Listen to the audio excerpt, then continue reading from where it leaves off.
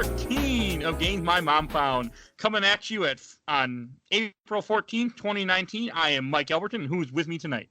Hey, it's me, DJ Copland. Guy with a microphone, Stefan JD. Yay! And Stuart Hughes, and we can go ahead and cut this out. I just got to open that real quick. And No, that is staying in. choose to leave that Yeah, in. that is staying in. Yeah, that is staying in. I'm brave for Pinot Noir. All right, and since we I are just all spilled here, it all over myself. that's definitely staying in now. All right, I want to thank Absolutely. everybody for tuning into us and listening to us spill beer on ourselves. I'm assuming that's beer, not pop. What And this week we basically covered water. Coors Light. Then Yeah. okay, yep, I was right. All right, this week we were covering Shadow of the Colossus.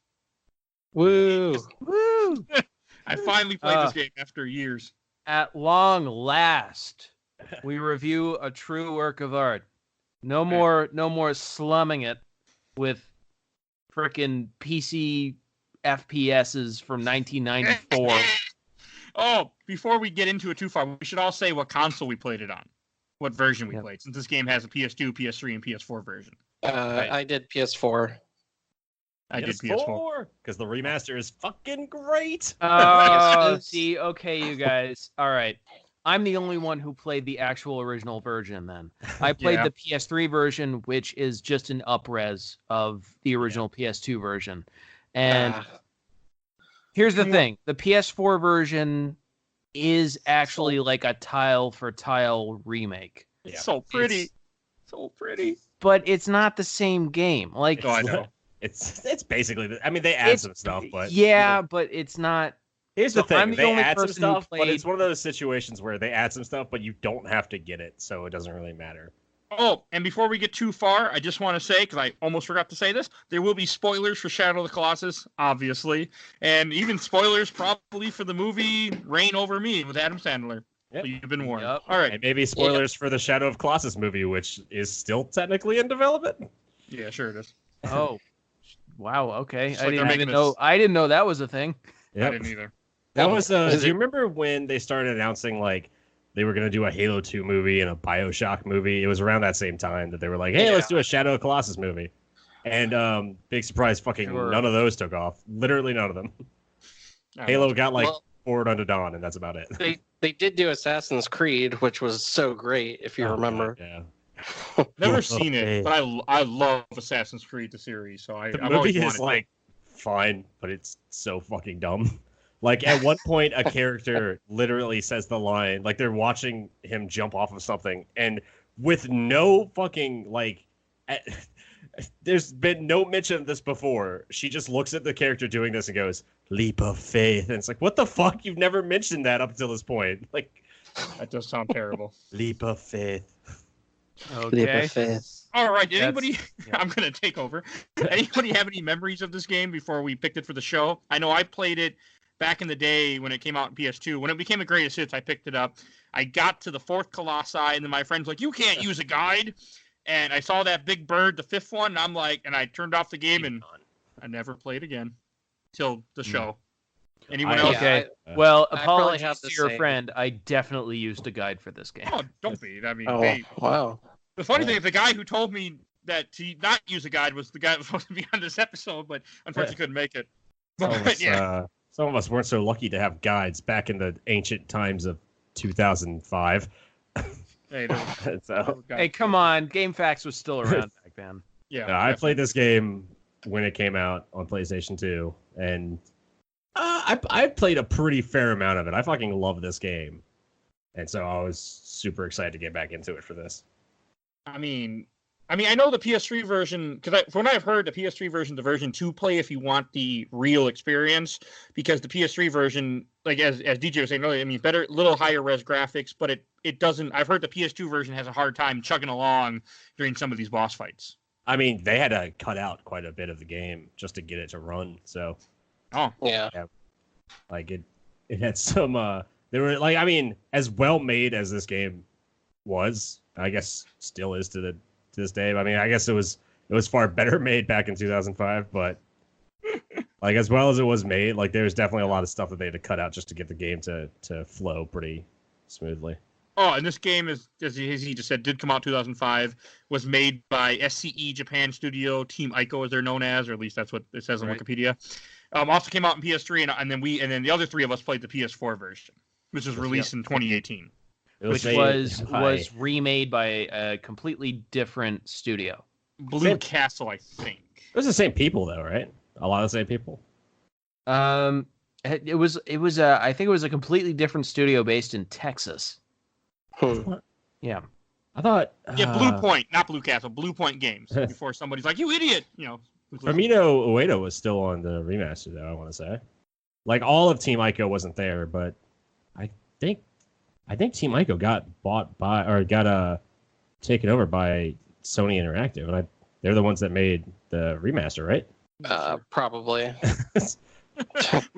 Someone can tell us if we're wrong. I'll do some in-video research. Someone real definitely quick. will tell us if we're wrong. Yeah. People are good at that. All right. Well, we should start out with. I mean, I know there's a story to this game, but I didn't really. I mean, it doesn't really give you much of it. You start out. You're the wanderer. You have a magic sword, and you go and bring a dead body into a castle, essentially. Yep. And I mean, even right from the beginning, especially on the PS4, and this game just grabbed me because it's just so beautiful. And I mean, there's no English in this game, no Japanese. They're speaking some other foreign language, and they don't even talk that much. It's like a mix of like Japanese and kind of like native, like Hawaiian sounding, I guess. Yeah. It sounds like the language from Devil is a Part-Timer, if anyone gets that reference. I do not. I do not. It's a good show. Everyone should watch it. Oh wait, no! I do know that show. Yeah, the devil gets a job at McDonald's. Yes, it is exactly like that language. Yeah, it actually is kind of the same. It's exactly the same as that language. It's exactly the same. Yeah. Language. That's the connection. Between Okay, Shadow of the guys, Colossus watch the Devil as a Part-Timer. It's pretty good. Maybe we'll finally get a season 2. I don't even know what you guys talk about. But okay. But no, I mean, like this game. I mean, you don't need much of a story. You pretty much go from one colossi to the next, and the game just keeps unraveling as you. I mean, you immediately after fighting that first colossi, you start seeing that there's something wrong here. That what you're doing, you ain't no hero in this game. Yeah, essentially, it's like you're just going through the game one boss fight after another. Yeah, that's the whole game. That's what's remarkable about this, and this is kind of the calling card of Team Ico in general. Is their games are all very minimalistic. Like they take a gameplay framework and then they just strip out everything extraneous until just the bare essentials are there, and then they just and then they just sort of sharpen and polish that into sort of the best version of itself. So it's the best arena. Hey DJ, would you say they were the bare necessities? No, I wouldn't, because this isn't the Jungle Book game, Mike. I was waiting. As soon as you said bear, but but this in a way this game is kind of a puzzle game because all the boss fights are essentially puzzles that you have to figure out. It in a way it's basically like they looked at Legend of Zelda.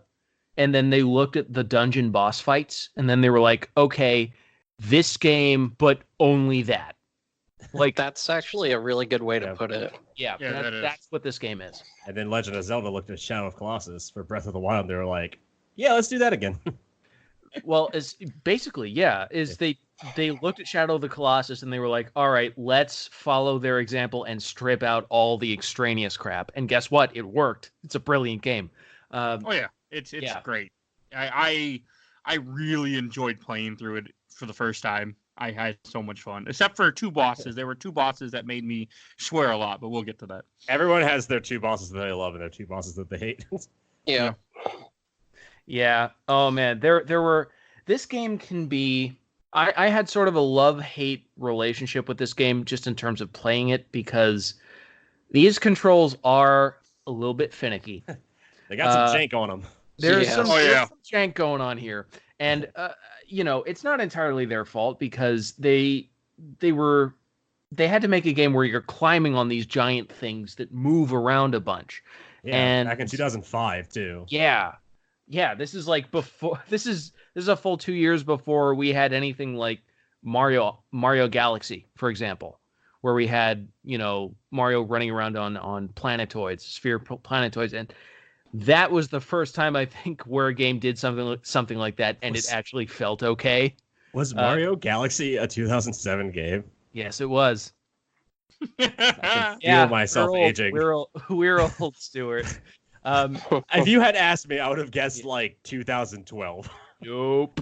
Jesus. Nope. The Wii was already gone by that point. Oh my god. Yep. Soak it in. Anyway, so the sort of the fact that these are like really finicky, sort of odd, janky controls, combined with the fact that it just takes a really long time to get some of these colossi to do what you need them to do. It's a very deliberate game. It's a very deliberate game, not almost, to its detriment, I would say, because there were so many points where I would figure out what I had to do, and then I would do it, and then at the last minute, I would have trouble with the controls or the camera, and then I would fall off, and then I would have to do the whole thing over again. It could take like 5 minutes just to get back to the point I was at. This happened on probably most of the colossi, I would say. You say that's to the detriment. I think that's to the benefit of the game. I think the game greatly, I think that's a great advantage of the game, is how slow and deliberate every movement is. Right. Where, if you mess up, you gotta do it again. Because if this game played fast at all, it would not work. The thing is, the actual challenge of this game, like the actual designed challenge of it, is purely in figuring out what to do. Yeah. Once you've done that, any sort of difficulty you have actually executing on it, I feel is a fault of the game. Like, I disagree with that, because I think it works in the favor of just like these colossi are. In case anyone doesn't know somehow about Shadow of the Colossuses are obviously giant towering monsters. Yeah, I think it really works with like it feels like having a lot of trouble getting onto a Colossus back. I think really works to making the scale feel just insane, and it really puts you in the moment of you really got to think about what you're doing. I would argue that if you get thrown from the I think you have it listed as the Phaedra, which is the horse Colossus. It's the fourth one you fight. That one can just deer. Chuck you off. It's a horse. I call deer. He's definitely a horse, man. He's a horse. I don't know how definitely I got deer, but we'll go with horse. Horse makes more sense. A deer.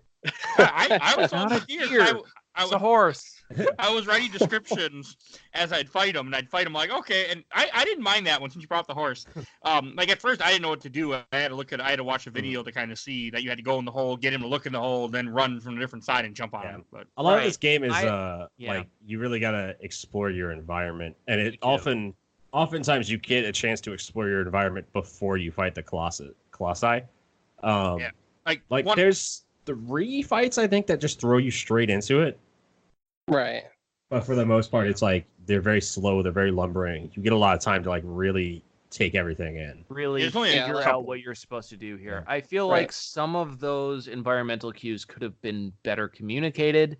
I think they could have taken more of a cue from Nintendo in there are certain elements in the environment in these arenas that you need to figure out. You need to know how they work in order to or even that they are a thing in order to use them to take down the Colossus. And I feel like this game could have benefited if they just took a few of those elements and put them before the arena. Right. A perfect example would be, I think it's Colossus number 12 or something. Yeah. Where you're in a lake. Yeah, it's Pelagia. It's one where you're in a lake, and then you have to go around his back. You have to climb up on his back, and then on top of him, instead of the normal weak spot, there are these teeth coming out of his head. Yeah, like prongs. Hit with your sword to make him move in that direction, and that's really cool. But I had to look, like I got up there and I didn't even think to hit those teeth because there was nothing like in the game world that would tell me, oh, I have to hit that with my sword to make him do a thing. The Like- second boss sets you up for that, actually. The bison, the big bull that you have to fight. Well, When it raises when it raises its feet, it has the same glowing, like the same glowing marker underneath his feet. Oh yeah. And you hit gotta those and it falls down. shoot his feet so he falls down. I forgot about that. I didn't, but it I didn't doesn't put it look together this. either. I didn't see to me. I didn't the teeth. Maybe it was because I was playing the PS3 version. Teeth didn't really glow or didn't really sit like it didn't seem like a thing like, oh, you hit this with your sword. Like Right. I So feel like there are things where they could have just they could have like had them sticking out of a wall before the boss arena and just had them like open a door or something. This episode's gonna be a lot of us disagreeing. I just feel like there's places in this game where they could have been there could have been more like Hughes just could have been more intelligently handled. And See, I felt that is going to end up being turn into like a political debate. And I'll tell you, Mr. Secretary, I thought that was pretty obvious in that it was the only thing like that. When you see the glowing bits on some monsters, that's like the first time you see that, you're like, this is different. This is obviously different. I have to do something with that. So the first thing I thought was I got to climb on this thing's back. I did have trouble realizing I have to go around behind him, but I mean, when I was down below, I was just like, I can't get on him from the front, so I gotta just swim around until I can find a way up. right. I didn't see it. Yeah. I wouldn't have known about the teeth unless I read the guide because I climbed to his head and I tried to stab his head and I'm like, what's going on here? yeah, exactly. had no Because idea.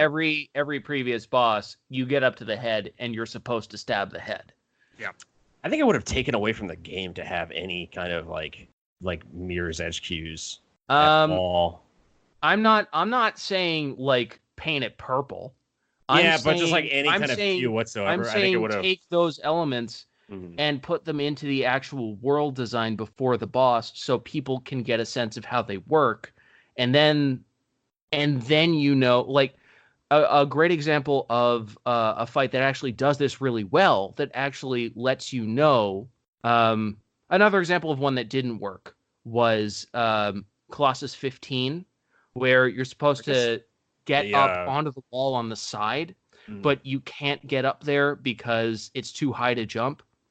And what you're supposed to know to do is to lure him over to the side where the wall is the lowest and get him to step on the floor tile so it moves up just enough for you to jump off the raised floor tile and get on.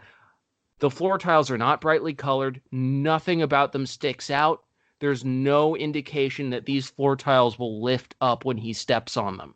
And again, they could have just made that a puzzle before the boss room. They could have had these similarly patterned floor tiles that maybe you have to push a block onto to get them to raise up so you can keep going. And then once you get into the boss arena, you're like, okay, I know what to do. Once you realize that it's the same tile on the side. I always kinda really agree liked with that. Stuart on that. Well, here's the thing. There's one boss that does do this, where it works, where I didn't need a guide. It was one of the few times I did not need a guide, which was Colossus number, I think it was it's not number 12. I think it's number 14. Colossus number 14, which is the bulldog. Oh, I called him Little Lion. Yeah. I think The guy who rams everything. And at the beginning of that section, you have Cerberus. you see that there is a very conspicuous looking like yellow pillar on its side. That's been knocked over. And then a little bit away from that is another pillar that's still standing. Well, I would have to disagree because I didn't even catch that clue. Like I was totally lost on that boss fight. It's incredibly subtle. You also It's- get yeah. hints. Like if you're spending a long time in the fight, you get hints from Dorman. You do, and sometimes true. they do not help at all. I think adding anything like that would have hurt the game in my eyes, just because the game is so minimalistic. Like until you get to that boss fight, what you're really doing is just soaking in the environment. which I think is such a big part of this game because it is. Whether it's not deny that at all. Whether it's the original or the PS4 version, it's so fucking beautiful. But like in every instance before you find a Colossus, again, there's like a hallway. There's like a little mini dungeon before each one. It's nothing like an actual dungeon in like Zelda. But what I'm saying is they had an opportunity to put some of those elements into those sections. Again, don't have to make it super overt, but just put them in there so that the player has a conception for what these elements are before you put them in the boss battle.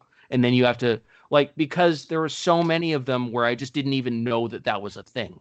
I think it would have made it too obvious. Like the reason I like the game, and I know a lot of people that like this game that similarly like Dark Souls and stuff. Yeah, because it's cryptic. People it's cryptic. It's like you get into a fight and you really gotta think about how you're gonna to do the fight.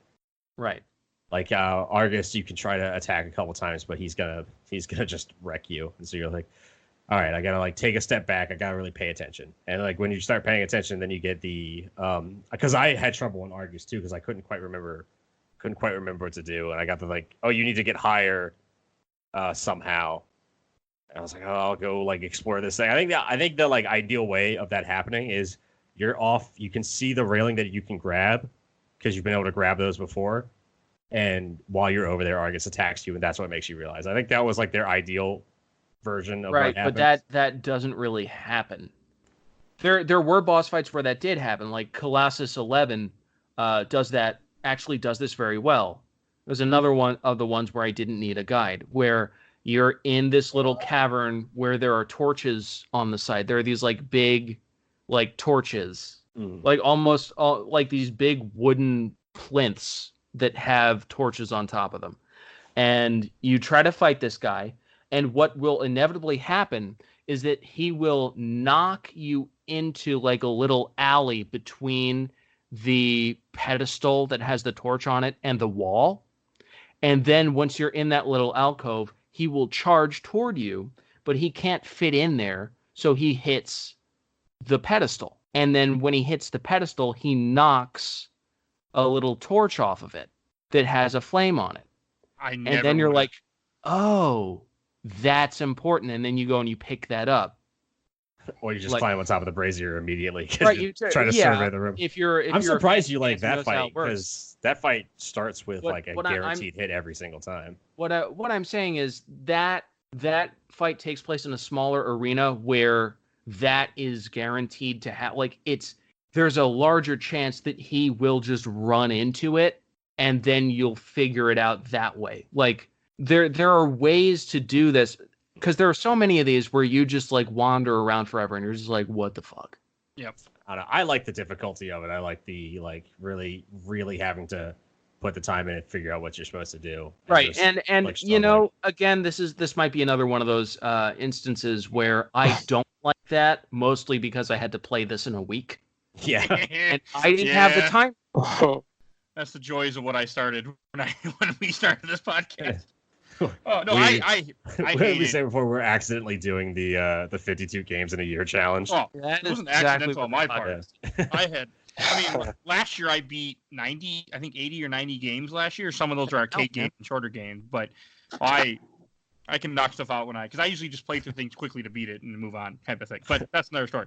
I'm going from my 6 games a year to 52. yeah.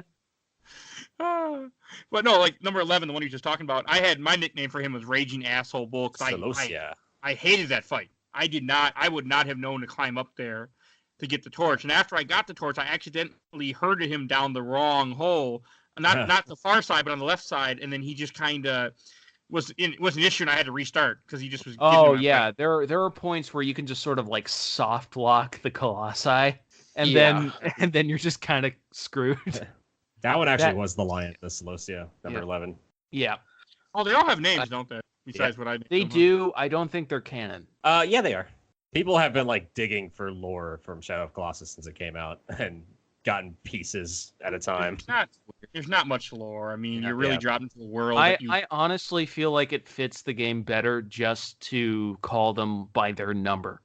Like, yeah, I mean, that's how is... like they were listed. I mean, I guess the names aren't canon. They're not official, but they're kind of like because they're not. They're no. You can't find them anywhere. They're not in the game, and it's not like there's a novelization. Yeah, I mean, that's kind of another thing I like about Shadow of Colossus is that there's so little story, and for whatever reason, like most times when you have a game or show or movie or something and there's no story, people are so desperate to add stuff to it that they'll do like 100 different droves of like what could have happened. Yeah, read fan fiction, but I mean, this game where this game has like a very would ruin this game. The whole point of this game is that it's vague. Like, well, this game generally has a very for what I've noticed is it has a very like structured, single-minded community where they have this unofficial canon for it, but it's so small. It's like just going off of. I mean, like how many lines of dialogue are even in this game? Like 20, probably. Yeah. They just take those they just take those like 20 lines of dialogue and have like worked them in such a way that makes sense for the story and makes sense with like the actual themes. And so while it's not like officially canon, it's kind of like the accepted story of what's going on. And it's not much more than the actual game. It's just like kind of putting everything in a timeline. Because the game does give you like little tiny bits. Like you get some dialogue in the beginning. You get some dialogue after Colossus 8. Because after every 4 Colossi, something kind of changes in the world, or with you specifically with Wander. Yeah, and you get start like getting a little pale there. Yeah, you start to learn like a little bit more. Like that's like after the usually like the first time I played this game, I did not notice after the 4th Colossus. I noticed after the 8th because you start to get really pale and your hair goes from light brown to like black almost. And it's like, oh shit, something's wrong with me. But no one mentions it. Well, yeah, I mean, there's black shit like shooting into you every single time. They're heartless. And that's accepted to be the 16. It was because Dorman makes a point to say like, "Oh, I was split into 16 parts, and you fight 16 colossi." And so when you beat the Colossus, each Colossus like a bunch of black goo comes out of it and shoots into you, and it's meant to be. It's accepted as like, oh, that's part of Dorman that's being put into you. You're like a vessel for his dark soul. Yeah, because like the only information. Yeah, go ahead. Yeah. Apparently, he has the power to bring back the chick that died. Who apparently, I don't know if that's the girlfriend, is it, or the sister? It's kind of implied to you. You have no idea what her relationship to you was. All you know is that she was sacrificed for some reason, and he wants to bring her back. Yeah, right. The implication is that it's kind of romantic. Like he touches her face when he puts her down, and it's and it's also implied that she was sacrificed by the same guys who chase you. Yeah, Lord Amon. Yeah. Oh. Gotta stop that Bumbuck Dorman. I do want to say the first Colossus that really like grabbed me when I played this game younger, that really made it stand out. When you get to the third one, I called him Swordman, but he's a giant. Swordman is great. I love Swordman. Just a giant Colossi with a sword, and you have to make him hit the ground, and you climb up the sword. Yeah, you have to make him like hit this little patch of concrete. Oh yeah. So that the impact will break the armor on his arm, so you can climb up it. You can actually, you can kind of not cheese the fight, but you can kind of like make that fight way easier. There's a thing you can do where when he hits the ground, it'll send you flying up in the air, and you can land on his back. Yep. And you can take him down in like, I think like under a minute, maybe. That's crazy. Wow. Yeah. There's like speed runs of this game that are 1 minute, like an hour and 26 seconds. There's also a time attack. Minutes, I mean, a time attack this mode after you beat it, or to this game, where you can after to redo all the boss fights, see how fast you can do it, which I didn't care about. Yeah, but, which gives you some unlockables too, because this is like a very replayable game in my mind, where you get like unlockables that reduce your damage and like do more damage to Colossus. Which see that seems almost superfluous to me because like. Yeah, but there's none of that in the actual like body of the game. There is the lizards, and there are the fruit trees that give you extra health, extra stamina. I never found a single fruit tree. I like Me that you either. can, if you get all the fruit trees, your health bar just becomes the bottom of the screen.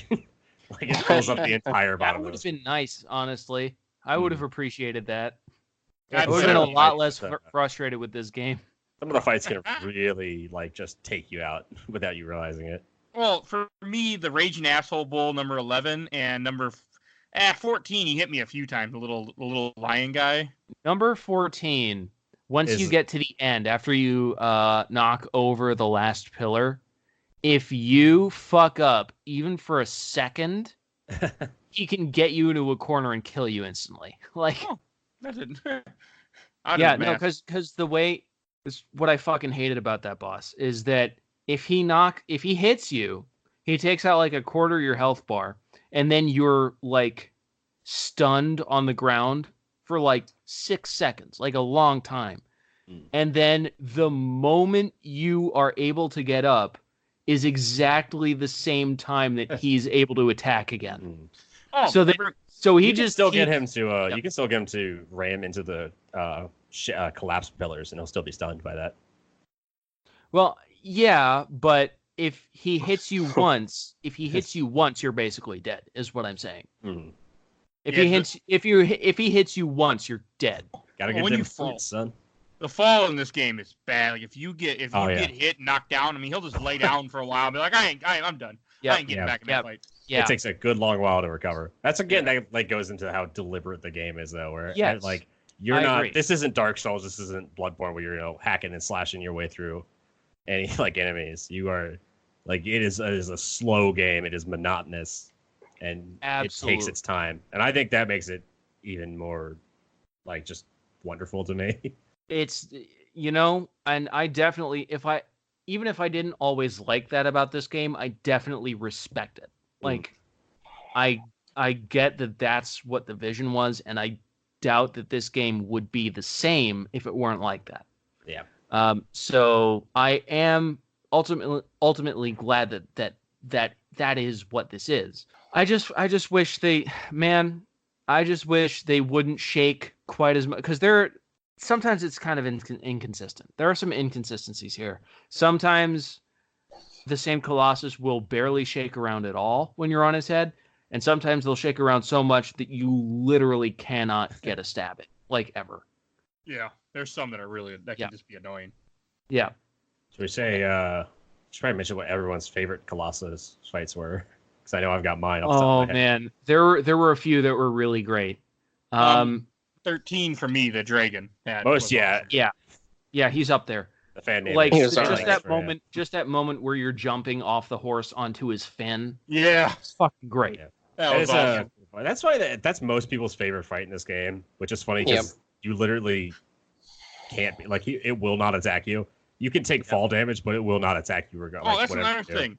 Some of these aren't even aggressive at all. Like you're just Yeah. killing these things that don't want anything to do with you. They just want to live. Again, that's like that's 100% part of the intent of this game. Yeah. Is that you And are the just early, like, without the early things you knowing fight what these do. things are or why you're killing them. You're just going into their habitats and just killing them because evil Skyman told you to do it.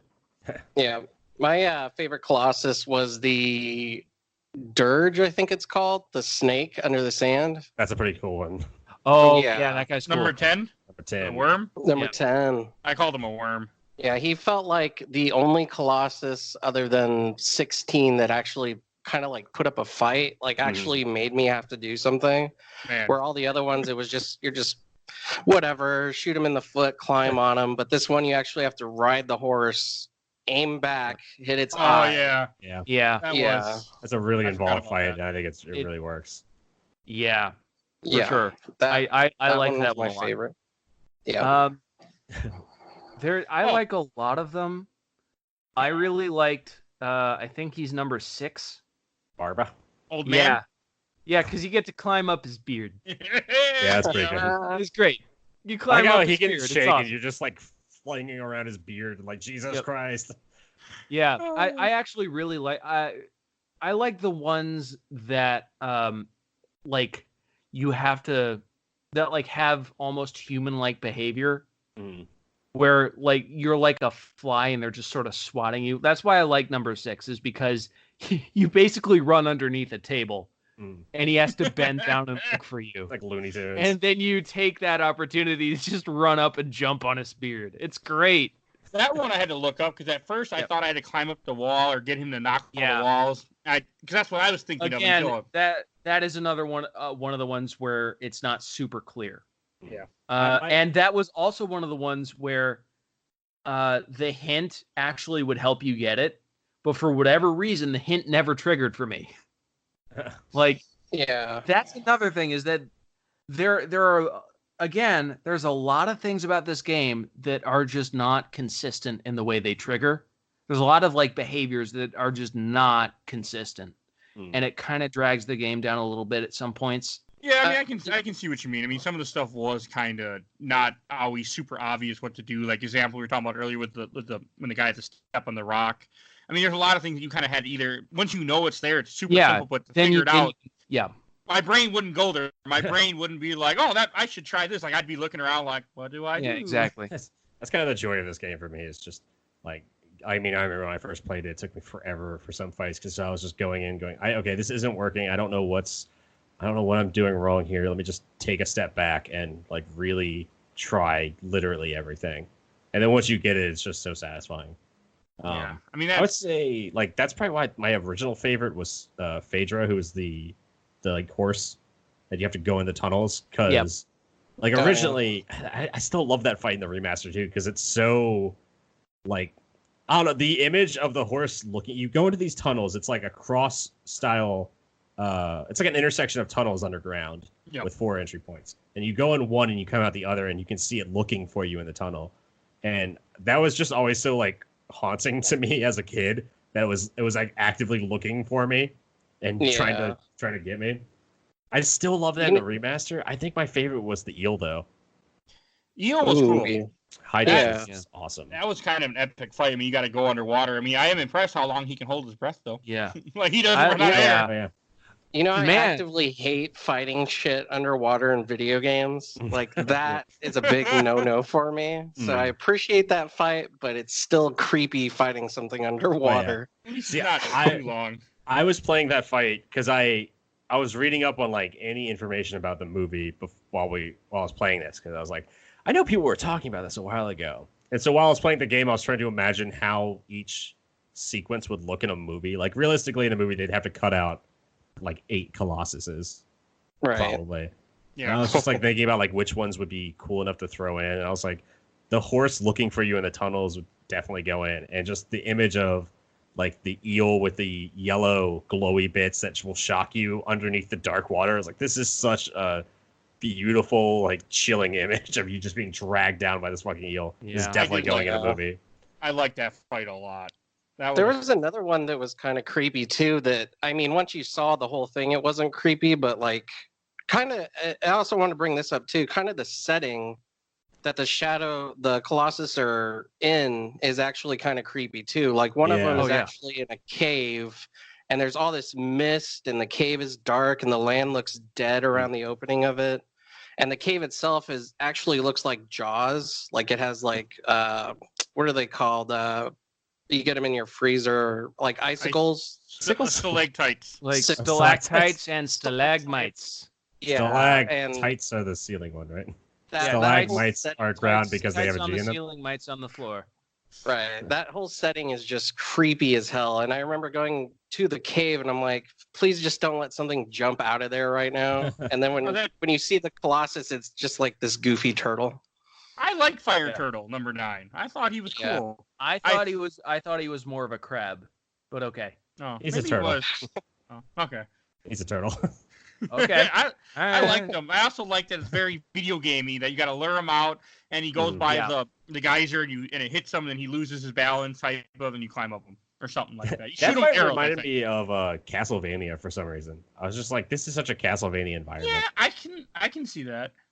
Yeah. Yeah, that's one of the really like interesting things about this setting is that so many of the fights take place in man-made structures, like huge, giant man-made structures that are like completely deserted and crumbling.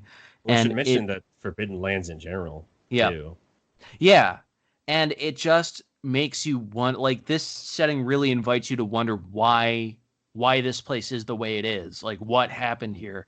And you're never going to get an answer. You Like, could release just the map of this game as like an indie game on Steam, and people. Oh would yeah, pick it up. people would rave about it. Huge map. Yeah. It's a huge map, and it's just so interesting. It's essentially a kingdom. Like, it's the size of a fucking kingdom.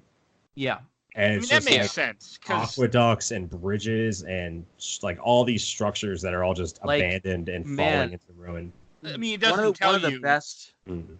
one of the best environments for me for that was I think it's Colossus 8 or 9, the lizard, where he's in this essentially like He's in Coliseum. Like he's in the this- Coliseum from Attack of the Clones. but he's like basically trapped in this huge like vertical Coliseum that's just incredibly tall. You're like, what was this place? Like, I'm just looking at this place. What could they possibly be using this for? I don't know. For me, in terms of settings, like, that was the place that stuck in my mind. That's such a cool area because you go in and you kind of see a drop off, and the camera will actually. Every time you fight a Colossus, you get this nice like cinematic of the Colossus kind of awaking and coming after you. Yeah. And that one, like, you walk into the top floor of the Coliseum, and the camera goes through like a crack in the wall and just looks straight down, and it's like 12 stories down is the bottom of it, and the lizard's just right at the bottom. It's one of those, like, it's a set piece that would fit like oddly well in Bayonetta, but just because it's in Shadow of the Colossus and the rest of the environment is so like almost claustrophobic despite being so open, it just really works for me there too. Oh, hey, Stefan, how long did that fight take you? That's a hard fight. That's probably one of the hardest fights in the game. There's the reason why it took him. Why I made that joke. He knows. Yeah, no, that was like one and done. Wasn't it? You told me like 3 hours because you were trying to get that achievement or something. Well, if we're including the trophy, it took me about 2.5 hours. That's what I was getting at. Did you try to get this game platinum? I did, and like halfway through it, I was like, "This is stupid. I'm stupid for thinking I could do this." Yeah, I don't do that after Banjo-Kazooie anymore. I warned you, man. I told you not to bother. You wouldn't listen. The trophy for that's like you have to kill it before it gets up, right? Like, it falls down the first time, and you have to kill it immediately. Right, you have to like get perfect stabs, full stabs every time. So you have to wait for it to be at the top of the Coliseum, essentially. Because the longer the further it falls, the longer it stays down. And if it so much as sees you out of the corner of its eye on your way down, then it comes down. So it's like that's very tricky. I just shot him every time he got up to like where I was. I just shot him down. That's a cool boss. That's a like. Oh wait, did you just like shoot him from high up and then like jump down onto him? I was on the second floor, and I would shoot him up and make him go down. That's a way to do it. There's a couple bosses where there's multiple ways to approach, and that's definitely one of them.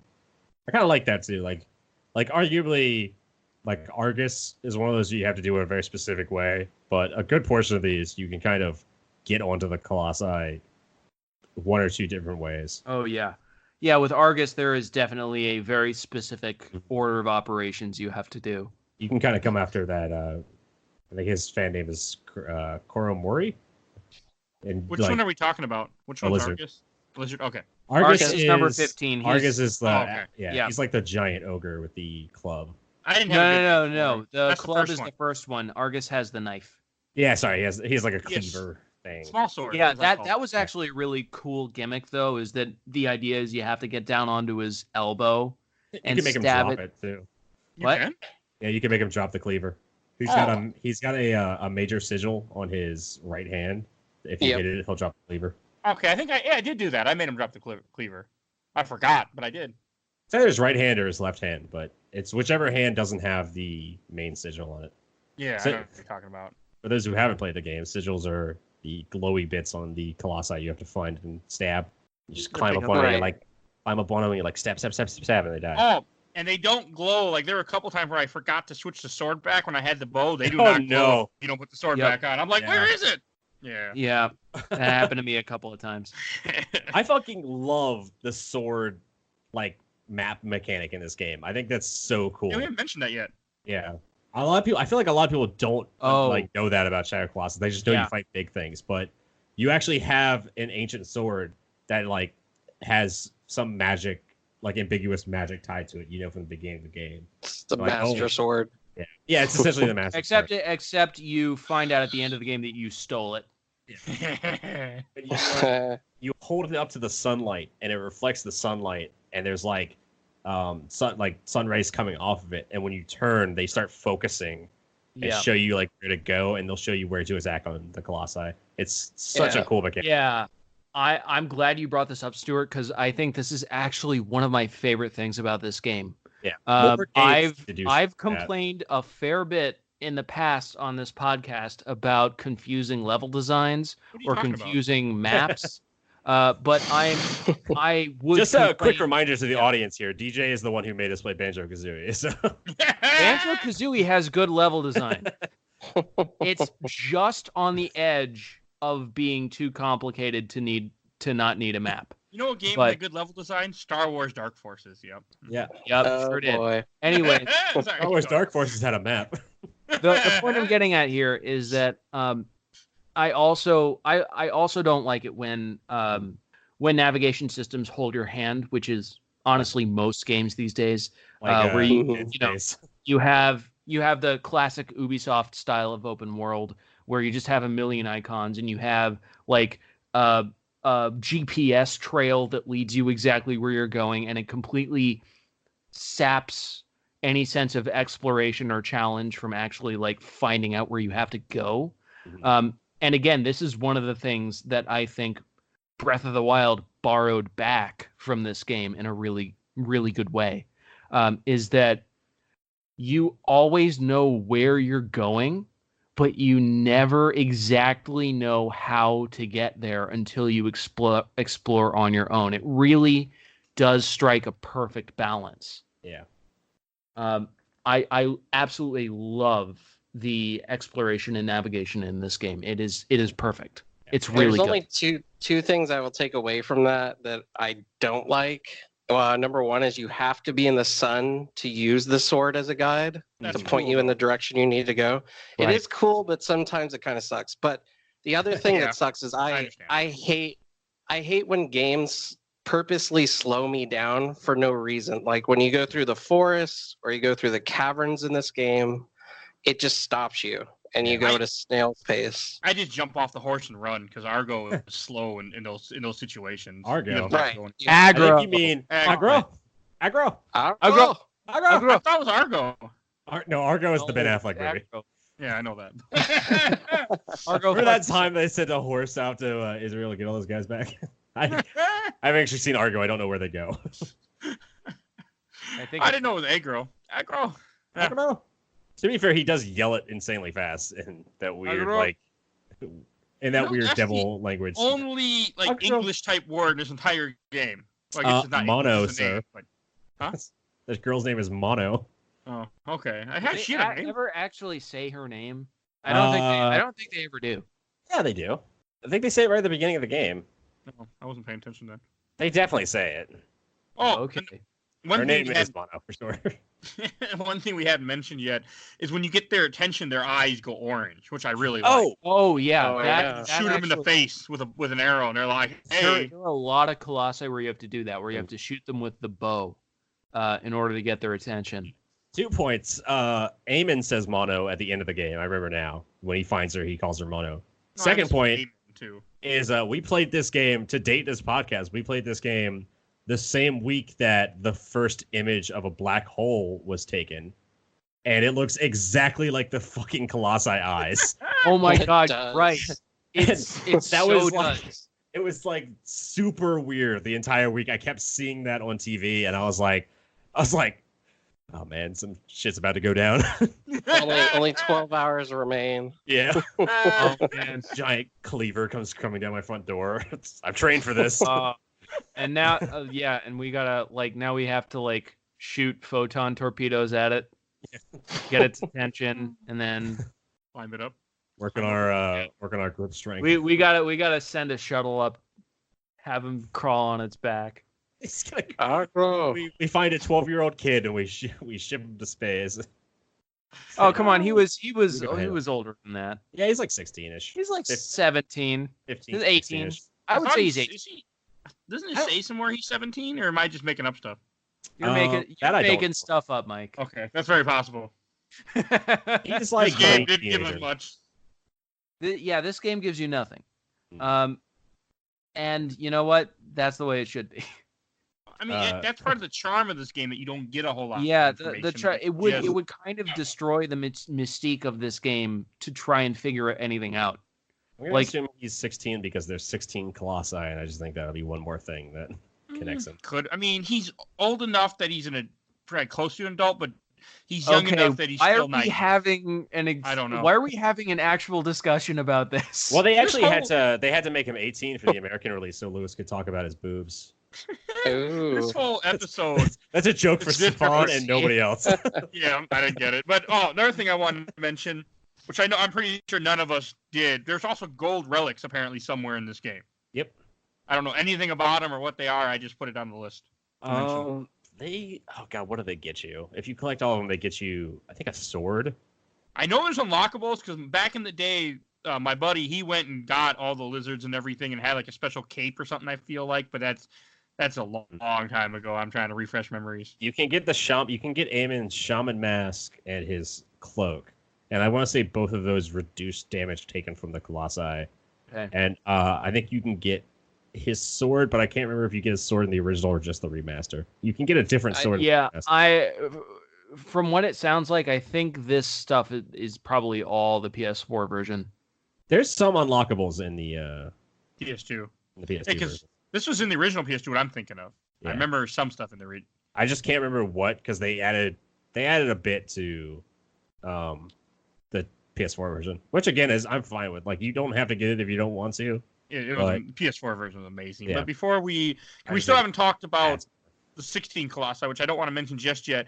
What do you guys think of the music and the sound effects of this game? Oh my god, so good. Okay, remember when I said that the navigation was my favorite part of this game?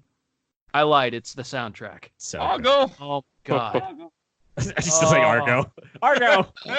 Argo. And the horse pops up and it's wearing weird glasses and it says polo. I like the fact that he doesn't listen to you either. Sometimes. Yeah. He just ignores you. He's like there were times he got stuck a couple times. I mean, a couple times I hit the button, I'm just yelling Argo and running, and I'd be running. And eventually he'd show up. Like, he just didn't care. He's like, yeah, that's nice. Part of that jank. Yep. This game definitely has a fair amount of jank. It has its jank for sure. But it's just. Were you gonna say anything else about the music? Oh yeah, no. The music in this game is just. This absolutely might be one of the best video game soundtracks ever. Yeah.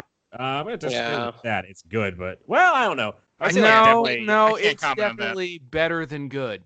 I don't know. I'd say it's like top 50 for sure. I don't know if I'd put it in my top 10, but it's up there. Yeah. I love the soundtrack in this game because the guy who did the soundtrack for this. Well, first of all, he worked in Zatch Bell because fucking everybody in anime and games worked on Zatch Bell for some reason. That's a whole other rant about Zatch Bell. Okay. But he also did a lot of the music for like Godzilla, for the Godzilla movies and stuff. One of the things you appreciate about the soundtrack is that there's very little of it, because when you're just going around regularly riding on the horse, all you have are the sounds of what's going on in the world. Yeah. So when you finally come across the Colossi, I mean, this booming, amazing symphony of music just hits you, and it's beautiful. That's very. I think again that's very on theme with the game in general. Is that the most like the actual these huge majestic pieces of music are directly associated with the huge majestic Colossi. Right. They don't inform the mood, but they do like layer it down. It's just perfect music. Oh yeah, and then there's a track that plays when you're sort of in the arena with it and trying to figure stuff out, and then once you're on its back, then the music kicks up. It sort of fades into this much more intense track that just feels like it just really gets your adrenaline pumping. And it's like, this is very few games I feel like have so perfectly scored moments like that. Yeah. And this game does it. This game absolutely does it. But at the same time, like this, again, the music is very carefully composed because it sounds triumphant, but also not too triumphant. Like it's vague. Again, this whole game is very vague as to how good what you're actually doing is. Yeah, you don't find out to the ending, which I will coming up here. We'll start talking about that. But yeah, you don't really know what you're doing till then. Yeah. Also worth mentioning the guy who did the music, Kao Otani. I hope I'm saying the name right.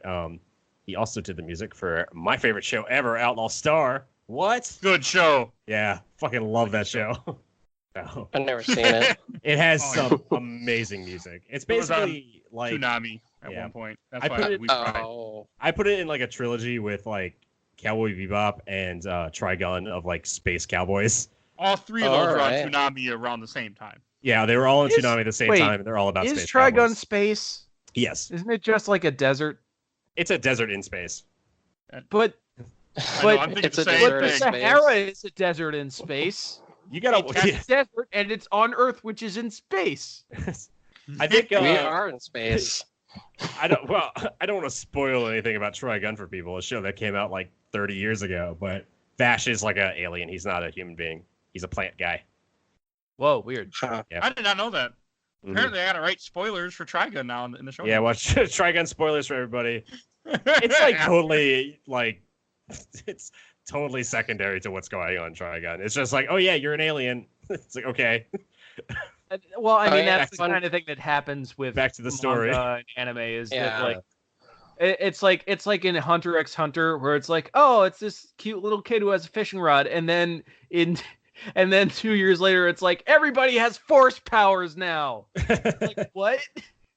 Yeah, but one of the spoilers for an off-topic thing that has something to do with the game is I watched the movie Reign Over Me. Oh yeah. All right, awesome. Take a second to talk about that. I wanted you guys to do that. I didn't watch it because it wasn't on streamable, so I couldn't. So if anyone remembers, remembers Reign Over Me, it's that Adam Sandler movie about a man who lost his family during 9/11, and he runs into his college roommate Don Cheadle, who wants to help rehabilitate him because he's like all freaking crazy and he's lost it and he's super PTSD.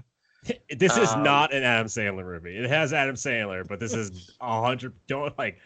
Never go into this expecting Adam Sandler movie. Right, and he's at the same time, it kind of is an Adam Sandler movie because it's at some points this movie is very clumsy in the way it tries to deal with its with its subject matter. Like I always point people to Reign Over Me when everyone's like, oh, like Adam Sandler shit. I'm like, he's a good actor when he wants to be. Yes, but also like I don't know, like this movie came out the same year as I Now Pronounce You Chuck and Larry. Oh boy. Yeah. But so in the movie, what he does to kind of cope with what's going on in his life is he plays a lot of Shadow the Colossus. And Stuart can talk about the article he sent us. Oh, yeah. Stuart. Yep. As because I was always interested in the fact that he was playing a real video game in the movie, and it wasn't like every episode of Law and Order I had seen with video games where they're playing some weird knockoff thing, and then call it, oh, he's playing Call of Heroes. It's the most addictive game on the market. You're like, what the fuck? Right. Like he's like bringing Don Cheadle into his apartment, and he's like, oh yeah, we gotta play this game we have. It's awesome. It's called Shadow of Colossus. And I was like, I played that game. That's a real game. He like sits him down and actually like walks him through how to play the game, and, like how to actually play the game. And we're like, this movie knows what it's talking about with a video game, and it's an Adam Sandler movie. Like I gotta learn more about what's going on here. And so I read into it, and I managed to find the article from years ago about how it was like one of the editors on the movie decided that Like they could just put in some shitty knockoff video game and just get someone to make something up and just put it on the TV, and they could do the thing where they're holding the controllers. He was like, no, I'm gonna like I played Shadow of the Colossus, and it feels like it fits this story. And so he got Adam Sandler to play it, and I guess Adam Sandler fell in love with it.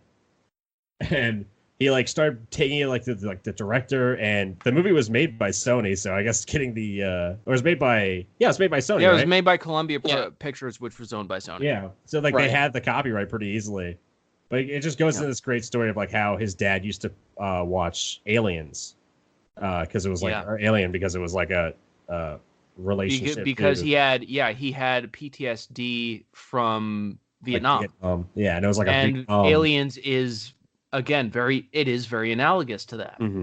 So that's like how he dealt going into this foreign place filled with this like really hostile unknown force. And it even has like the Vietnam stereotypes in it of like like the whole soldiers and like game over, man, game over. Like it feels like a Vietnam movie at times. Yeah, it does. It talks about how it makes a lot of sense that Jeremy Roosh, that's who it was. It was one of the editors. It was one of the elevators.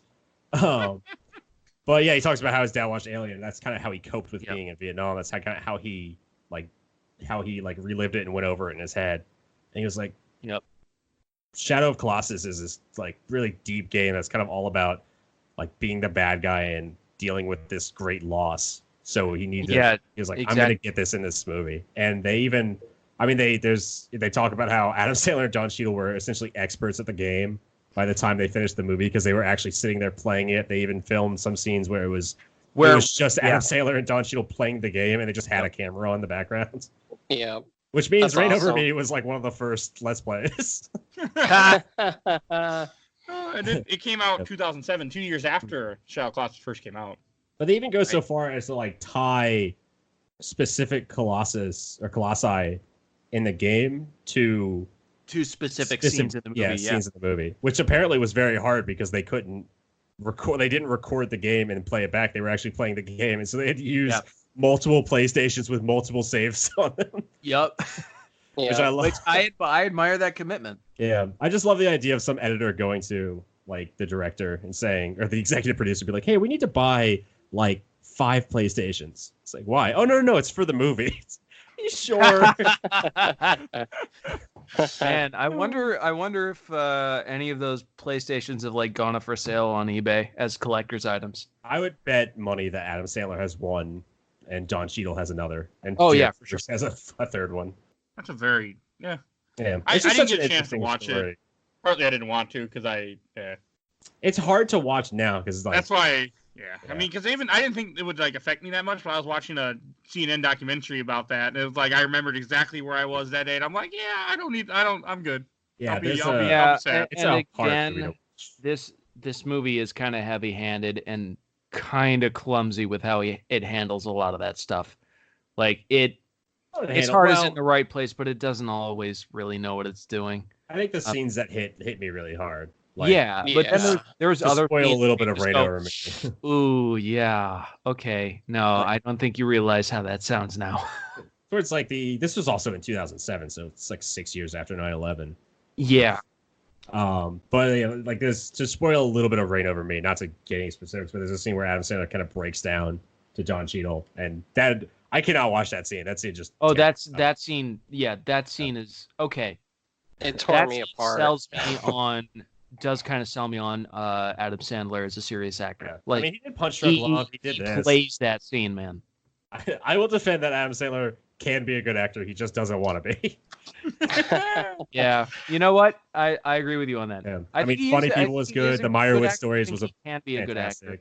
He does it's harder. It's harder to make yourself cry than it is to say, "Hey, poop." Yeah. Yeah. Right. So anyone can make a donkey shit on Rob Schneider for 3 hours. All right. Right. In Hawaii, so he can get a paid vacation. Yeah. All right. Before we start getting to the ending, the one Colossus we haven't mentioned yet, the number 16, I called him Fiery Fucker because screw that bastard. Set the name for him now. I mean, that was an epic fight, though. I mean, just the whole getting up to him, where you got to run and hide by the barriers and then drop down the holes. I mean, that was something else.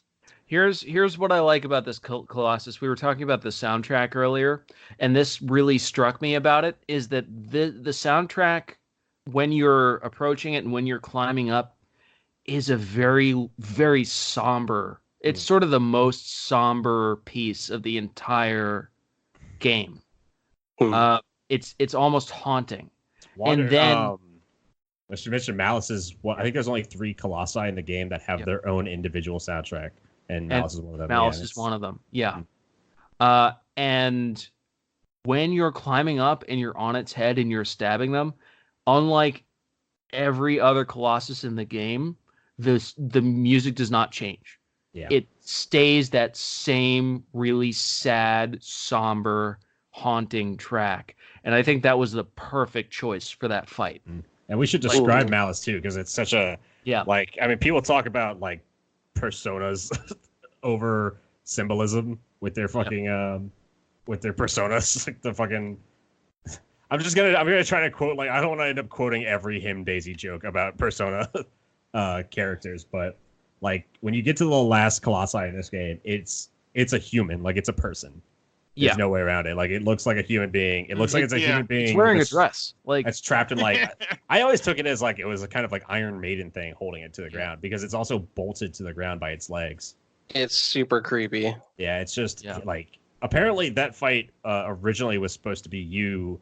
It was gonna be Malice towering over a maze, and you have to travel through the maze to get to it. And some of the maze is still in the game, but it was supposed to be like that. Like that probably was gonna end up being like a 20-minute. Or 30-minute fight had they put that whole maze in there. But it's still like it's a good long fight. I think it's the time attack for this one I think is 13 minutes, and the others are like 6 minutes. So it just gives you a hint at how long this instance is. Yeah, like, for sure. He's the 3rd longest Colossi in the game, but he's just got so much like bulk on him, like he's built up that Iron Maiden around him. He's vertically the tallest by far. It just feels like it feels like climbing a tower. It's essentially what you're doing, yeah. Because again, it's wearing this big stone dress essentially, and it's like a piece of clothing, but also a building at the same time. Yeah, it's like a toga. Yeah. I will always remember that fight because it just stood out to me so much when I first played this game. And everything else was like an animal or like a minotaur type thing, or there are a few humanoids. They're like but they're like more ogreish. They're not. Yeah, this one like ogres. Well, number three is very, very human, but it's a little more sort of stretched out. Maybe. Yeah, but he doesn't look.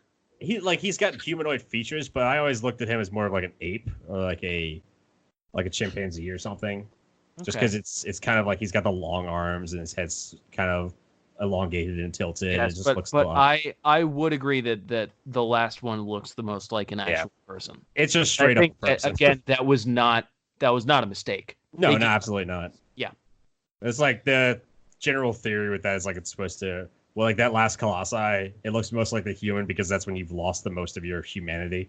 Yeah, exactly. And again, that's also because that's also the one where the music doesn't swell, where it stays really somber and haunted. Like you are supposed to be haunted in this. You are supposed to not take joy in this. Yeah. And you feel it. You definitely feel it. It like holds you and looks at you at times. It's just like, God.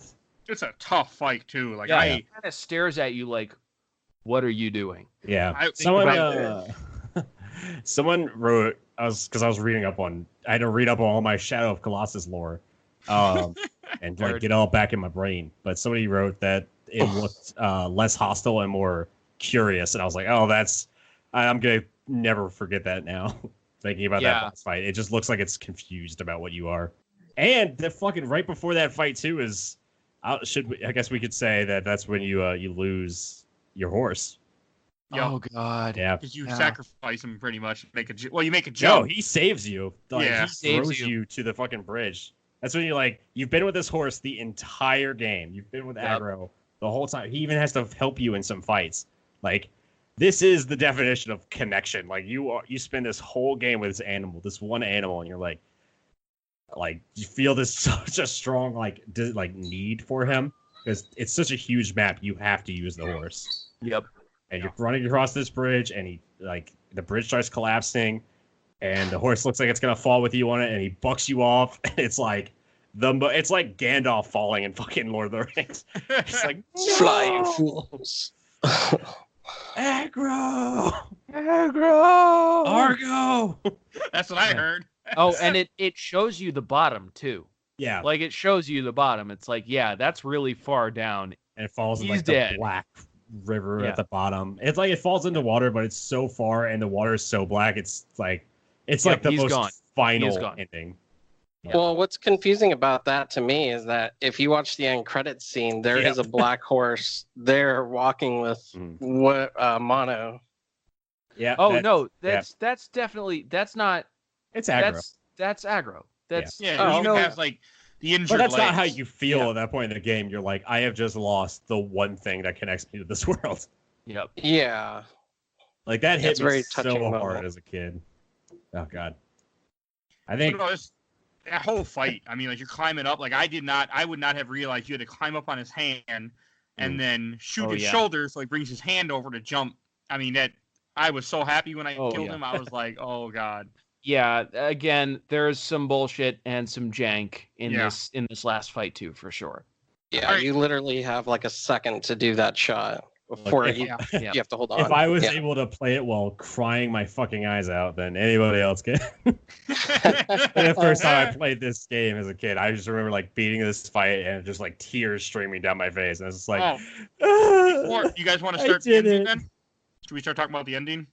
yeah, I think this is a good Okay. time. Yeah. So spoilers after about an hour, 20 yeah. For minutes the in it. ending, for anyone that's listening, if you haven't played this game, I mean, definitely play it, but spoilers for the ending, just to warn you. Okay, let's go.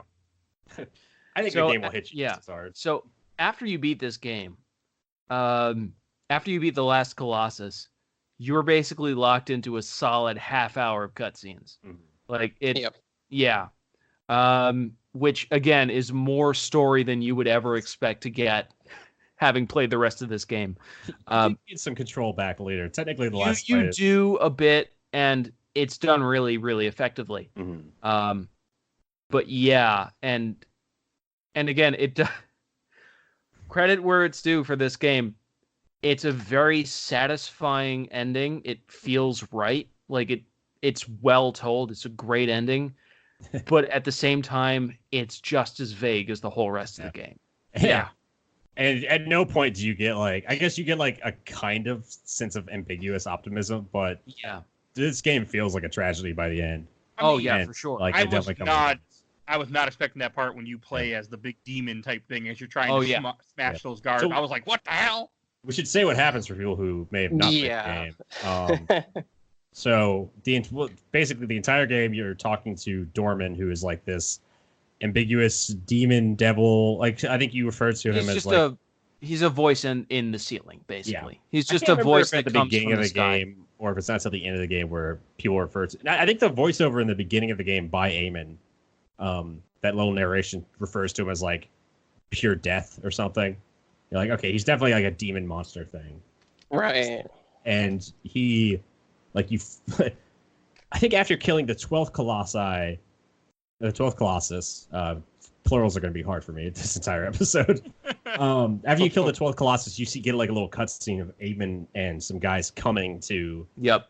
do something. Like, do you think they're coming after you? Maybe that's when you start to get like the real idea that, oh, I'm in trouble. I'm definitely not doing Yeah. the right thing here. Yeah, for sure. And like you beat the last Colossi. After every Colossus, you get sent back to the temple.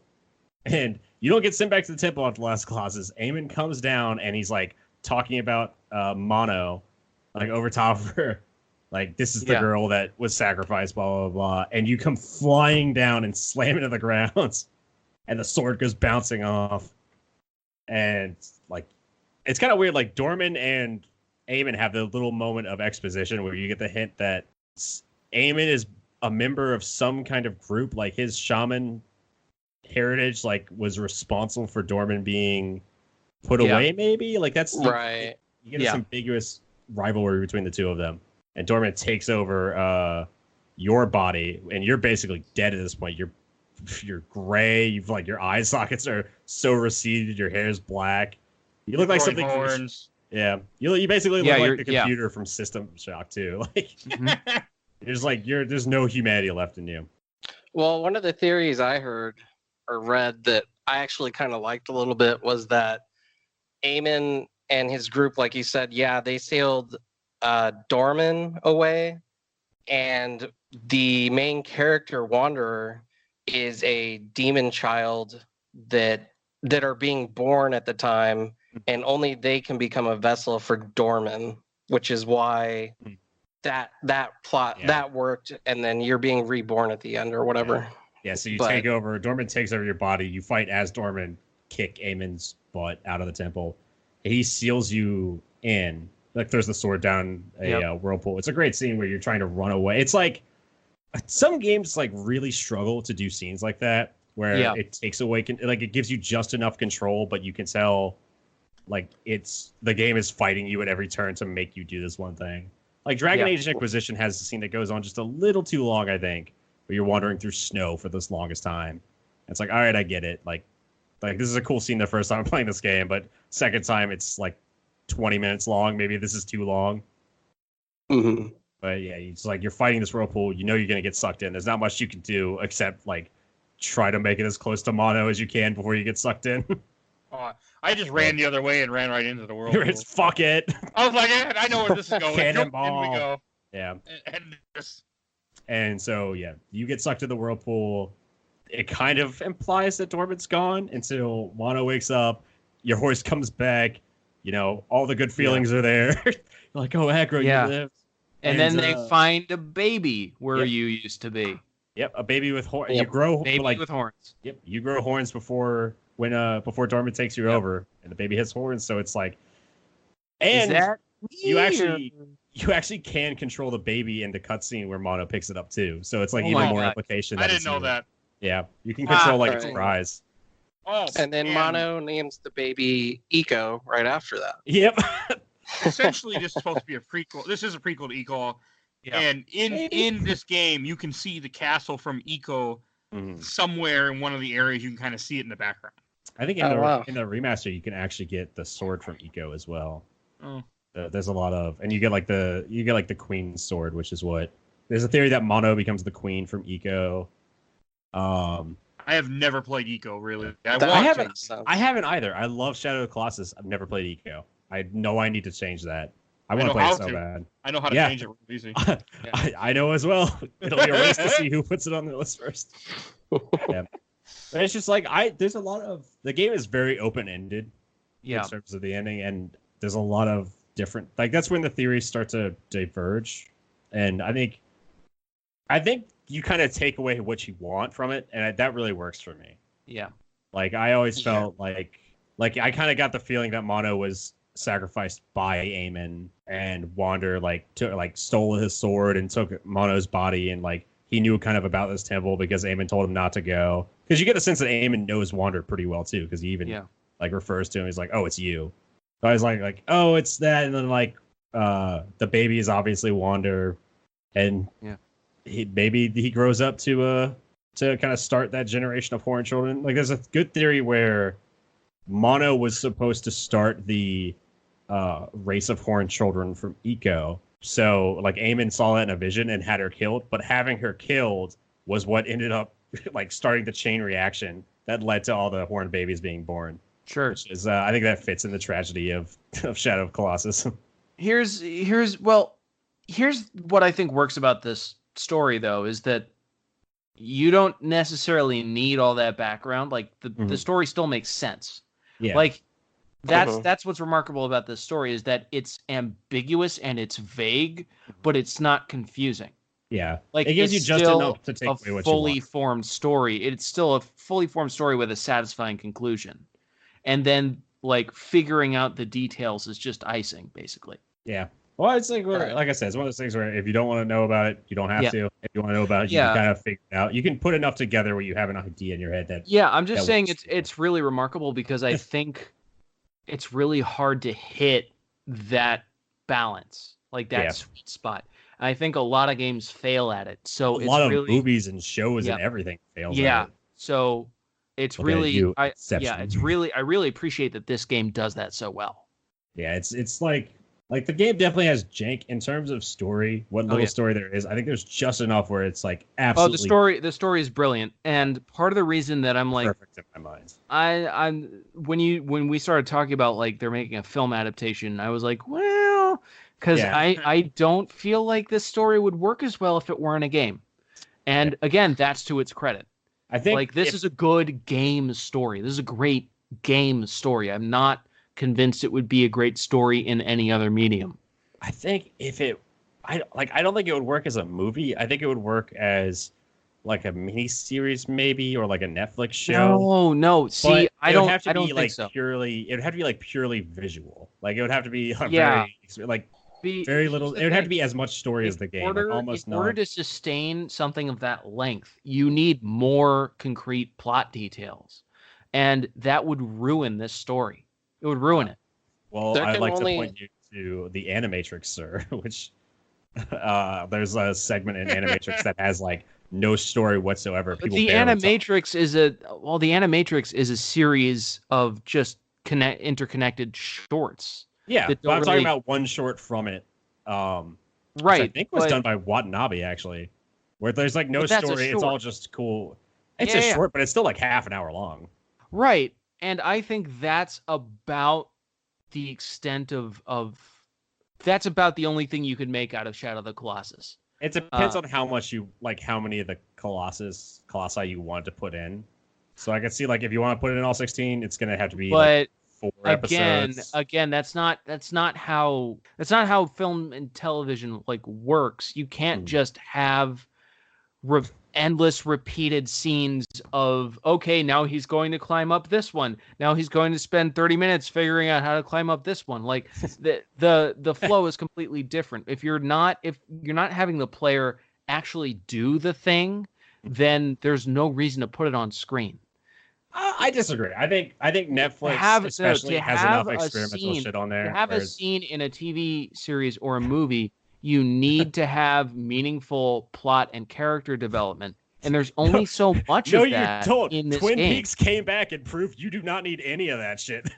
You just need weird shit on screen for 8 episodes and I'll watch it. That's all you need.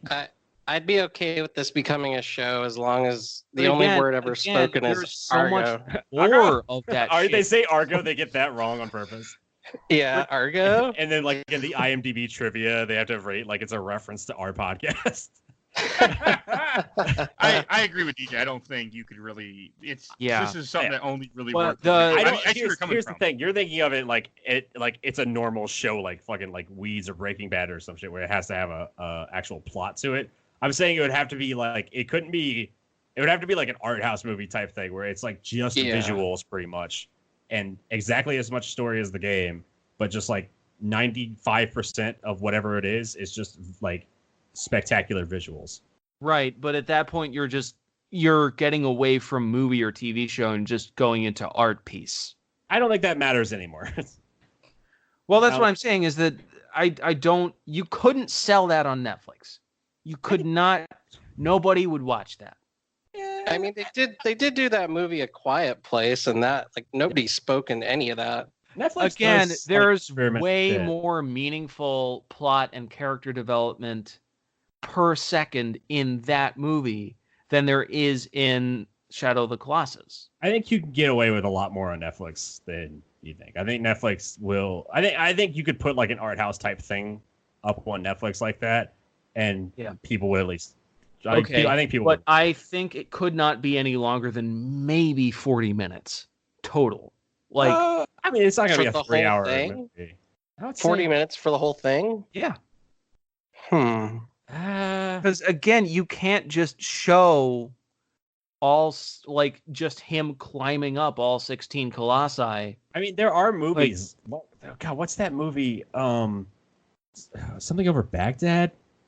Oh God, that's film buffs. There's a movie called like Bombs Over Baghdad or something.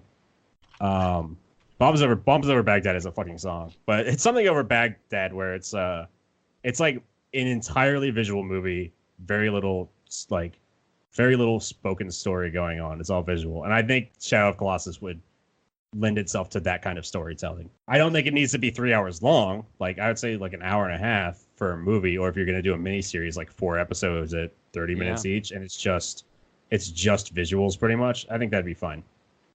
I think you could get away with that. But again, I feel like it would have to get more in order to tell a coherent story. It would have to be more specific in its details than Shadow of the Colossus ever gets.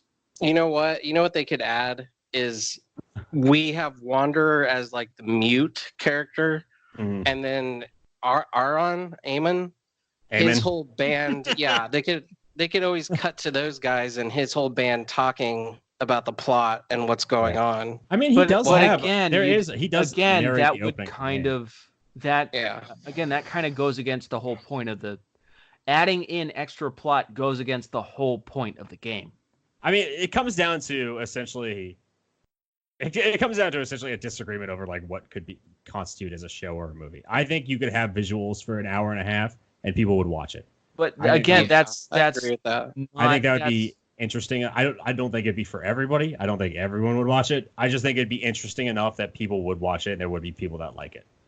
Again, at this point. At that point, though, it is an art piece. It's not really a movie. I mean, that's fine. Shadow of Colossus is like that was one of the first games in my mind that was like really heavily debated over whether or not it was a video game or whether it was art. Which is so dumb. I'm fine. I mean, it is art. It is a video game. It's definitely a video game. It's definitely a video game, but that doesn't mean it's not art. I think it's. It can be both. It's both, for sure. And I think it's fine if people can. Yeah, we're gonna go on this. I think it's fine if, like, because the game had that argument, if a movie were to come out and it's basically an art house movie like that, and people argue over whether or not it's a movie or art, I think that would actually be really fitting for the game. I mean, yes, I think that's the most fitting thing you could do with it is that you go as art house as humanly possible.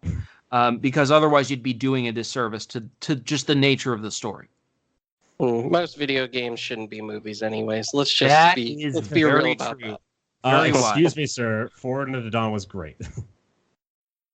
I know you're talking about. Wait. Oh, yeah, Halo. Halo movie. Yeah. Are you guys ready to read some listener questions? We have a few for this game. Oh, boy, let's go.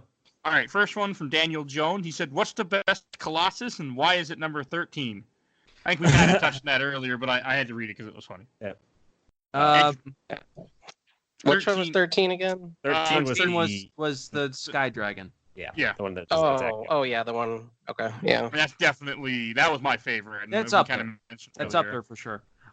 Serene for sure. See, the one thing he doesn't have is a big bushy beard. So I got to take a big bushy beard.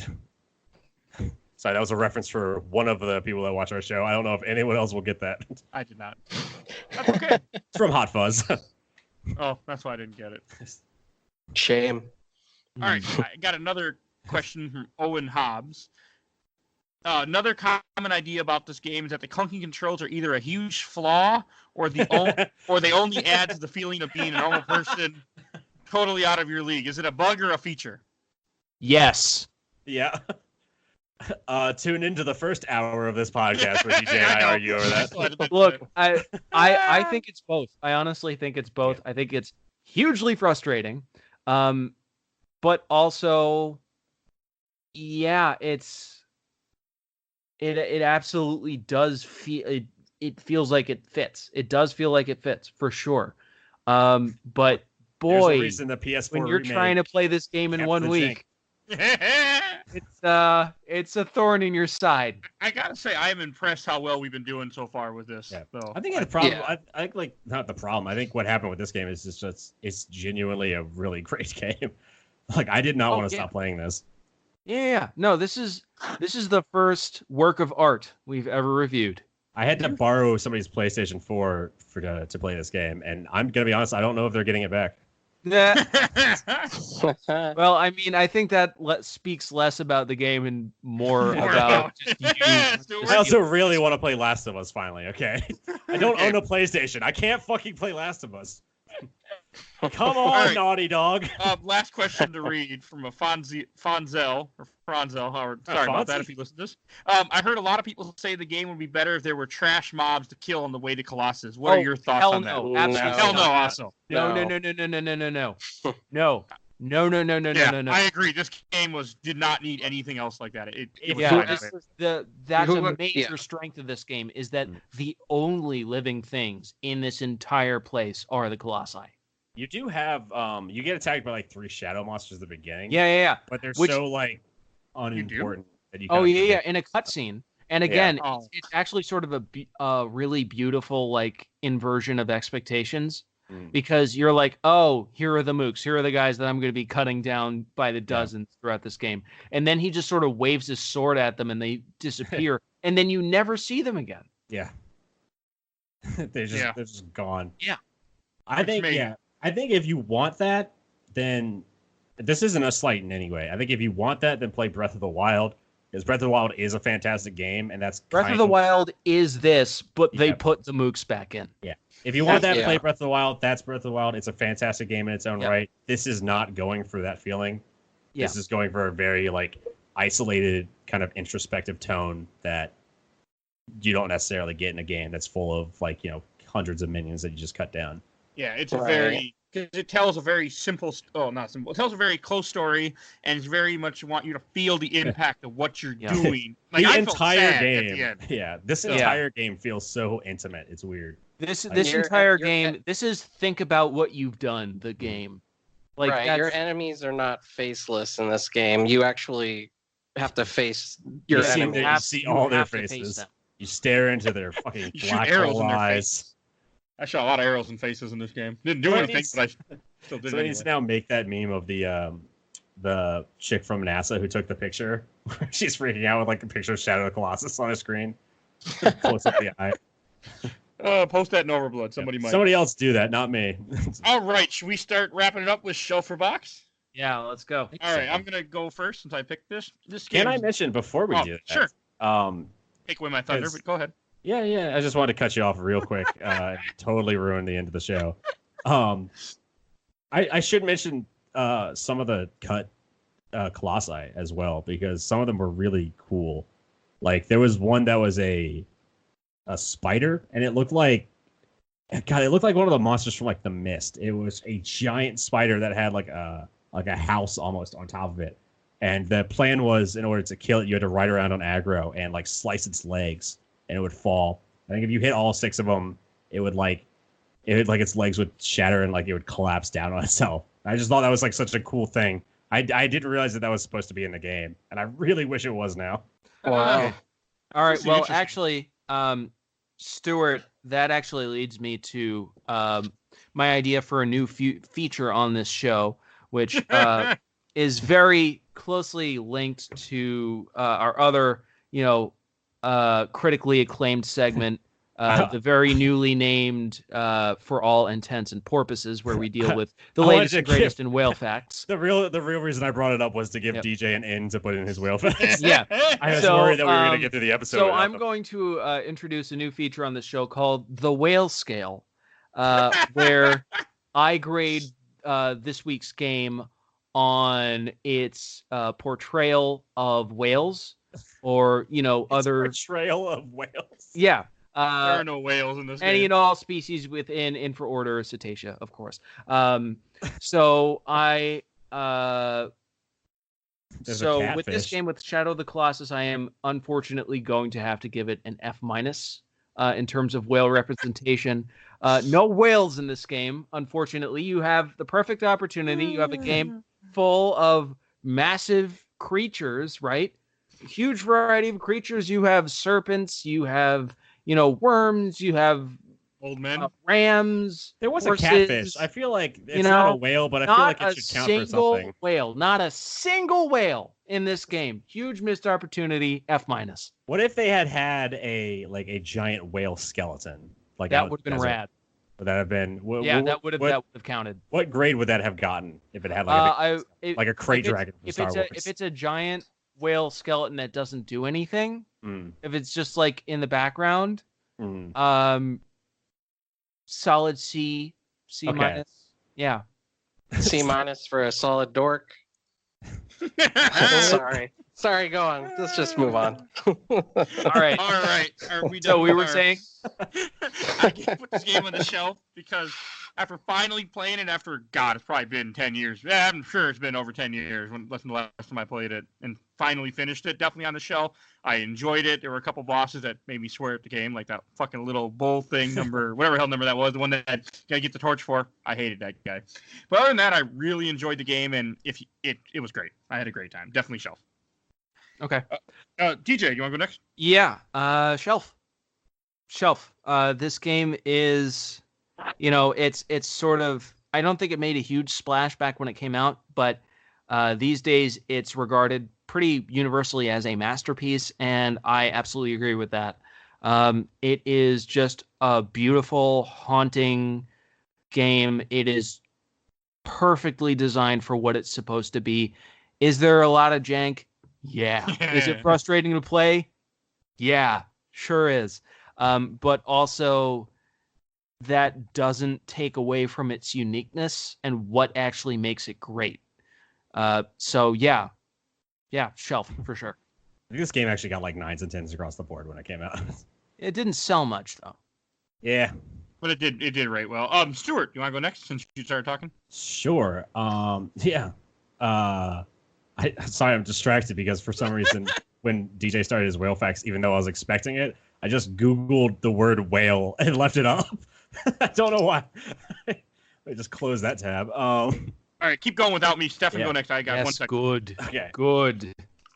Yeah, this is absolutely going to be a shelf for me, though. I mean, this game, I love this game. It's an absolute crime that I haven't played Eco, considering like this might be in like my top 10 favorite games of all time. It's up there. I really enjoy everything about this. Just like the scale of it, the like coming across the first Colossus, and it's just like this giant humanoid weird thing, and just like it feels like it's so much bigger than you. It's such a great feeling that kind of is lacking in some games. Like some games really give you scale. Like I want to say like there's a fight in Bayonetta that I just didn't like. It's a giant enemy, but I just didn't get the same feeling as coming across any Colossus in this game.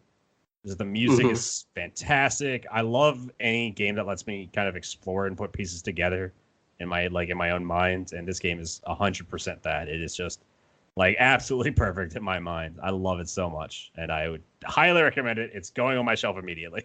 Nice. All right. I'll take over hosting for just because I'm the first one to say it. Stefan, what did you think? Thank you. Okay, so here's the thing. I have something I have to start with that's before my review of Shadow of the Colossus. So last week, I gave a bunch of shit to a game called Star Wars Dark Forces. And it was pretty bad. And I did put it in the box, but funny enough, come Monday, I caught myself playing it again. And through the whole week, I just kept playing it again. So I'm just going to go ahead and renege on that. Take Star Wars Dark Forces out of the box. And put it farces and put it on the shelf. So many banana peels. Yep. So we have a retroactive shelving here. Yep. But the first retroactive shelving on the show. I couldn't help it. But when it comes to Shadow of the Colossus, pretty much what everyone said. It is a damn work of art, and being alone with only Agro and hanging out, just exploring the land, and then all of a sudden you're just running right into a huge Colossus, and you're in a scary environment. You don't know how to take them down. Everything about those feelings, being in that moment, was just superb, and very few games have ever given me that feeling, especially games of this type that aren't like a horror game or something. So I really like Shadow of the Colossus, and the only reason I'm putting it in the box is just because to me it felt like a game where you could play it once, and that's all I needed from it. I love it, but I'm putting it in the box because I don't ever see myself personally going back to it. So I mean, they're Okay. just throw out some different reasons why we use the box the way we do, and for me, that's just one of the reasons. We only say the recycle bin for the really bad games like Fallout. Otherwise, box. Right, and Banjo. No, I'm Fallout just is worth mentioning to the people listening to the show. Fallout is still on my shelf. Somebody will keep the dream alive. And next thing we should say, DJ, do you want to say what game we're gonna be playing next week? Yes. Okay. Get ready, guys, because we are going to be playing our first ever Pokemon game. That's right. We're playing Pokemon, the trading card game. For Game Boy Color. We picked the one that everyone loves the most. Yep. Yeah. Oh no, I'm not gonna lie. I'm super excited for this one. It's I've fun. actually, at this point, I've played through it twice. Of all the games we've played, this is the only one I've gotten addicted to. Like this is bad. It's really bad, guys. It's a good game. Like, we should talk about that. But no, I already beat it too. I finished it up, so I'm all set for next week's episode too. Yeah, this is gonna be a fun Starting one. Tuesday. Oh, and one last thing I wanted to say. We should probably start out. You guys ready to start the outro then? Sure. Yeah. Or I got a couple things I'm going to say as I started, All right. but that's why. One thing I just want to say, I want to thank everyone for listening. This episode is not like our regular episodes. Usually there's a lot more comedy, there's a lot more jokes, and this one I realized like we're just talking all seriously about this game, and there's not that many jokes, and I'm like, oh, this is different. Oh, Like, don't what's going on worry. here? Don't worry. You're gonna get your fill on jokes next week, Yeah. people. So I just want so again that was Talking interesting, about just my for me. my This recent is the pretentious Pokemon coffee shop TCG episode. addiction.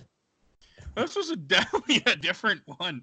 But again, I just want to thank everybody for listening to us. You can For find us recording. on Facebook. I know. I was going to say it. Thank can you for follow recording us, everybody. I hope you're all recording this as the audience because we didn't. So Yeah. Google's recording us. But, we'll be on Podbean Live, whatever you want us to be. and we're also on Instagram now. I finally made an Instagram account. And thanks to Stefan, we finally have an email address you can email us at. Yes, Right. email us your questions, please. We want to have a lot of questions at the end of the show. Stefan, you want to tell us our email address? I'm trying to look it up real fast, or you remember? It's just simply gamesmymomfound@yahoo.com, and the password is no, I'm just kidding. So feel free to email us over some questions. Feel I'll free try to to check email it. us. Otherwise, you can find us and I watch the entire Overblood Super replay. I'm in a few different groups that you might have seen where I will pop in and ask questions for the show every episode coming up on the Facebook page. We're constantly posting images. Now, once I get the hang of Instagram, there should be a lot of pictures on there once I understand what the hell I'm doing. But yeah, so please follow us on every social media. Keep listening. And again, I thank everyone that was here. And anything you guys want to plug? Well, first of all, I want to thank Mike Stoney, aka Bulby, for the use of our fantastic theme song, The Cool Kids Squad, off of his EP, Bite the Bullet. You can find Mike on his SoundCloud or on his YouTube channel, youtube.com/Bulby. He's got a lot of great stuff on there, including original stuff and 8 and 16-bit video game covers. Just this week, he did an 8-bit remix of the original Me channel theme on the Wii, which is hilarious, and you should go listen to it right now. All right. Anything from Stuart or Stefan? Nothing to plug. All right. Nothing yet. Okay. Well, thank everybody for listening, and you guys have a wonderful night. All right, bye everybody. I'll go. I I'll wish it go. was still open. The Smithsonian, the American Art Museum, the Smithsonian actually had a art of video games exhibit, and Shadow Colossus was in there. Oh, I actually had it at my. You can keep this in. We're keeping this in the podcast. I actually had it at my science museum I went to about a couple of months ago. They had a bunch of games. That was one of the ones that I was looking at. Like, I'm going to play that soon on the show. I might still have a book somewhere. I bought really like cool. their exhibit book while I was there, and it's got all the honestly, I should find the book because we should just go through every fucking game in that book. All right, Got if you're some- still listening. Have a right. great day, everybody. Yeah, it's been 2 hours. I'm editing all this out. Bye, everybody. Play Shadow of the Colossus, Go to bed. It's late. or I will find you and tell you to play Shadow of Colossus again. Go to I'll bed. go. It's late. I'll go. I got Mike still saying Argo. That was Stefan, but I was doing it too. Argo. All right. Okay. Ben Affleck.